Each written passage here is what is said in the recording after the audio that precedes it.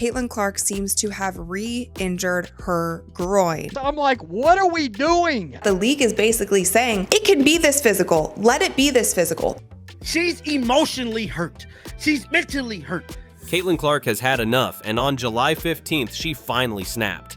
After another round of brutal no calls and dangerous play during the Fever's game in Boston, Clark reportedly confronted a WNBA ref in a moment that's shaking the league. And now, she might walk away from the WNBA entirely, and league is in full panic mode. Caitlin Clark, holding her groin, digging her head in the stanchion in pain, tears coming to her eyes, all the emotion hitting her at once. Caitlin Clark was in visible pain, not just the usual bumps and bruises you'd expect after a physical game, but something much deeper. Late in the Fever's game against the Connecticut Sun at TD Garden, she collapsed, doubled over, grabbing her groin, and slammed into the stanchion. Seconds later, she was on the bench, her head buried in a towel, tears running down her face. That image? It broke something in fans because Caitlin Clark doesn't cry on the court. Not for contact, not for pressure. So if she did, you know it was serious. And then when she is running back on the other end of the court, it seems like she's grabbing her groin area. Now, it also seems like she's grabbing her right groin area, and her last groin injury. Whether it's mental exhaustion, frustration with another injury, feeling a pop in the groin, feeling something in the groin that you know isn't a good sign. This was supposed to be her comeback tour, her fourth game back from a previous groin injury. But this time, it looked even worse.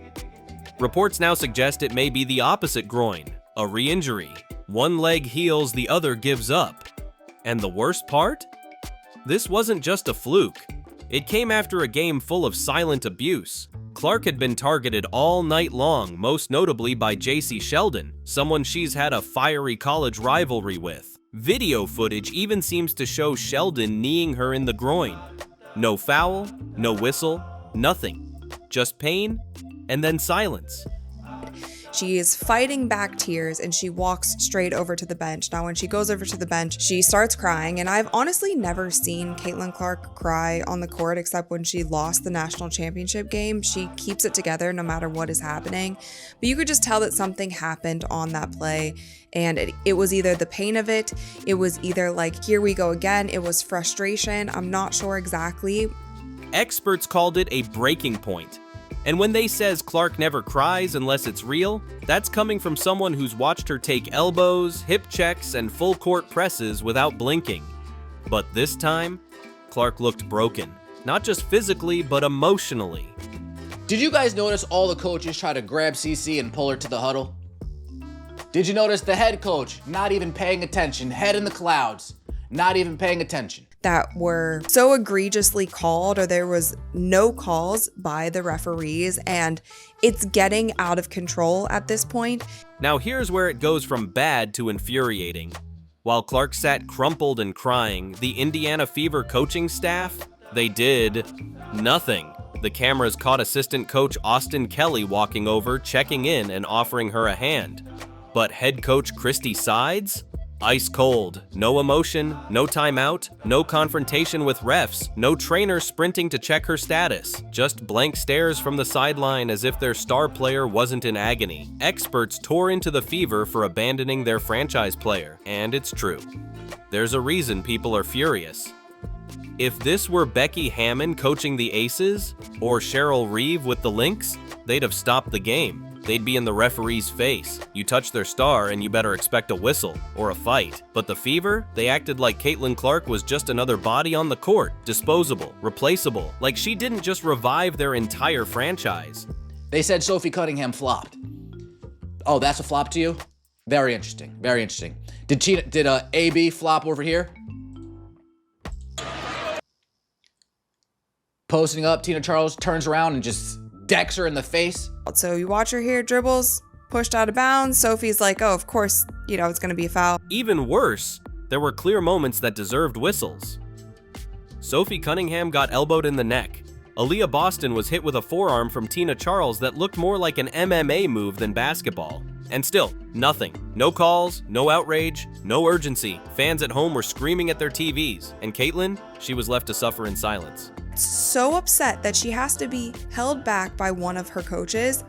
And then came the moment that pushed everything over the edge. Referee number 39, who's already been under fan scrutiny, allegedly said something to Clark that made her snap. She had to be held back by a coach, and yet, no technical was called. That tells you everything, because if she had said something inappropriate, she would have been ejected instantly. But she wasn't, which means even by league standards, the ref crossed a line. And Clark, she had enough. Every time the Indiana Fever plays the Connecticut Sun, it is a very, very physical game. This wasn't just about physical pain anymore. This was about being ignored, about being targeted, about being left alone by the very people who are supposed to protect her. Her team, her league, her officials, all missing in action. And now, people are asking the hard questions. Why is the WNBA letting this happen?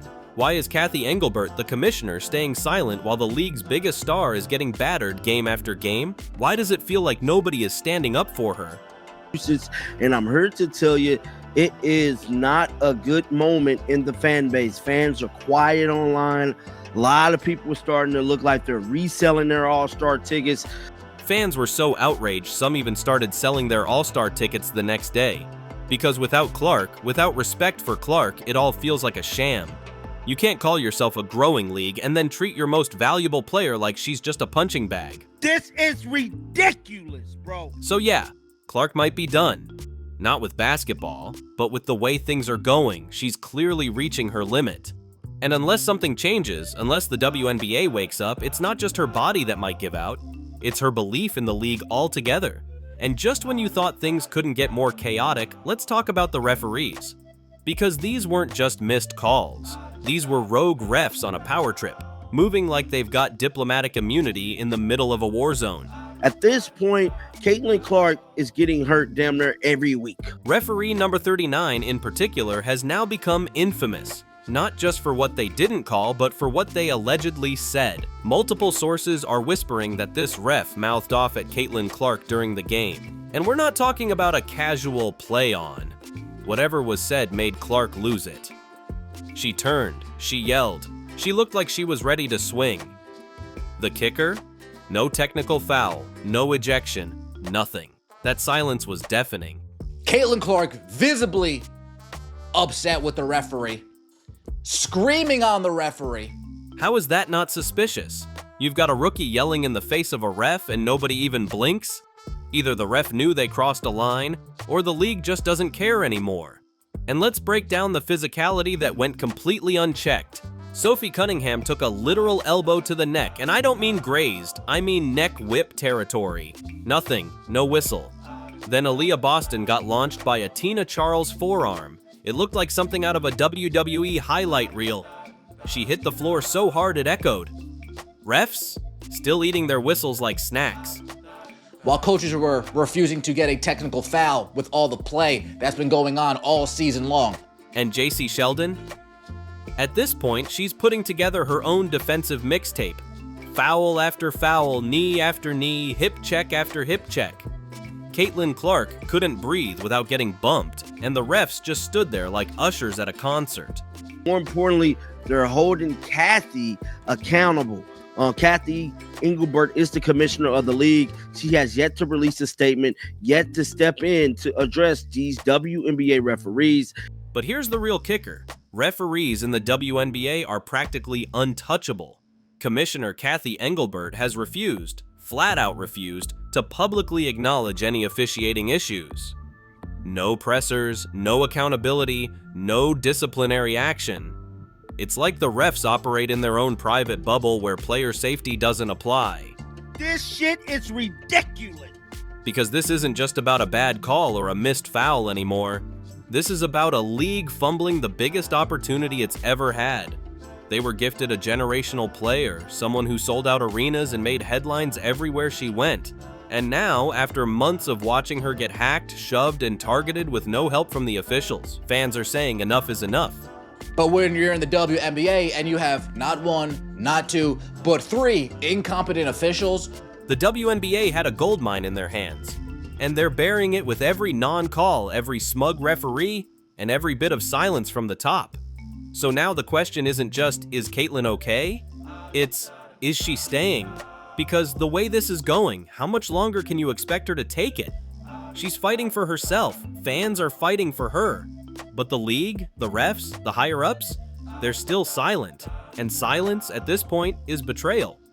Whether it's mental exhaustion, frustration with another injury, feeling a pop in the groin, feeling something in the groin that you know isn't a good sign. Caitlin Clark's body has officially waved the white flag, and honestly, who could blame it? This isn't just a sore muscle or some routine post-game stiffness. We're talking about a laundry list of injuries that would sideline most athletes for months. First it was the quad, then the left groin. Now it's the right groin. That's not a coincidence. That's not just bad luck. That's a sign that something deeper is going on. And fans, insiders, and even former athletes are sounding the alarm. She just cannot believe that these damn referees is allowing. It's like they all is against Caitlin. That's a fancy way of saying Clark's body might be compensating in all the wrong ways, and it's leading to injury after injury. Worse, experts didn't mince words when she turned the spotlight on the Indiana Fever's medical staff. Who cleared her to play again this soon, she asked, before referencing the GOAT himself, Kobe Bryant. That's right, Kobe went to Germany for blood spinning treatment because he knew he needed elite care. And now there's a real argument that Caitlin Clark, the face of this league, needs that same level of investment if she's going to keep playing at all. You got to speak up and speak out. At this point, they don't even care if we speak out. And let's talk about what this means for the league, because it's not just Clark that's hurting. She was supposed to headline the WNBA All-Star Weekend. The three-point contest was literally built around her. She's the league's biggest draw, biggest rating spike, biggest jersey seller, and now she might miss the entire event. That's not just disappointing, that's catastrophic. The Bonetto podcast even said, "This isn't just a scratch on the paint, this is a flat tire on a car that just hit full speed." And they're not wrong. You just see misstep after misstep after misstep. That has nothing to do with it. But here's where things get even more uncomfortable. While Clark is hurting, the WNBA seems oddly silent. Commissioner Kathy Engelbert has had plenty of chances to speak up to support her brightest star, to call out the violent play and bad officiating, and yet, crickets. The silence is so loud it's starting to sound like complicity. The league is more concerned with protecting referees than the players themselves. That's a brutal accusation, but one that's getting harder and harder to argue against. The optics are awful. The reality might be even worse. No, this coach is just more concerned about playing along, playing politics. Let me just pull her back to the huddle. Meanwhile, fans are whispering, and insiders are speculating. Could Caitlin Clark actually leave the WNBA, take a break, go overseas where she'd get VIP-level medical care and actual referee protection? It's not far-fetched anymore. Some say she's already weighing her options, and why wouldn't she? If you're Clark's camp, how do you justify putting her back on that court against opponents who are throwing elbows and refs who won't blow the whistle? This isn't basketball anymore. It's a war zone. The thing that impresses me most about her is her ability to step up in big moments. When the bright lights are on, Caitlin Clark is also on. There are even rumors swirling that Clark's team might be preparing for something big, legal big, like lawsuit against the league big. Could she actually sue the WNBA for negligence? There's precedent in other leagues for players taking action when their safety is blatantly disregarded. And let's face it, Clark has the receipts: multiple missed calls, repeated targeting, and now a stack of injuries that could affect her long-term future. It's not just a possibility, it's a strategy some insiders say is already in motion. If not a lawsuit, what about a public statement, a viral press conference, a sit-down interview that breaks the internet and finally puts the league on trial?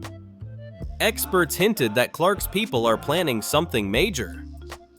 Clark breaks silence moment is coming. And when it hits, it'll be a nuke in the middle of the WNBA season. The league can try to control the narrative all at once, but Clark's voice is louder than ever. The question is, will she use it? But this news is alarming for the league, and it's alarming for the league because this is such a crucial year for the WNBA. Either way, the WNBA is now sitting on a powder keg, and it lit the fuse itself. You can't sell $1 billion product around one player, then stand back when she's being assaulted, disrespected, and left out to dry. The fans see it. The media sees it. And Clark? She feels it. In her muscles, in her joints, and in her silence, which is slowly turning into a roar. A lot of people stopped watching because they are boycotting the WNBA. They don't want to give viewership to any other teams or any other players, whether they like other players on the team or not, because of how the media and the league itself has handled Caitlin Clark and how they have treated her fans. Because let's be real, this isn't just about a bad game or a dirty play. This is about how a league treats its future. And right now, that future is limping off the court in pain. So what's next for Clark? Will she go full scorched earth and sue? Will she walk away until things change? Or will she stand up and speak out with the kind of power only a generational talent like her can wield? Whatever happens, one thing is clear. The WNBA might have just messed with the wrong star, and the fallout is only beginning. If Caitlin Clark decides to make her move, the whole league had better be ready. Like this video and subscribe to the channel to get more updates.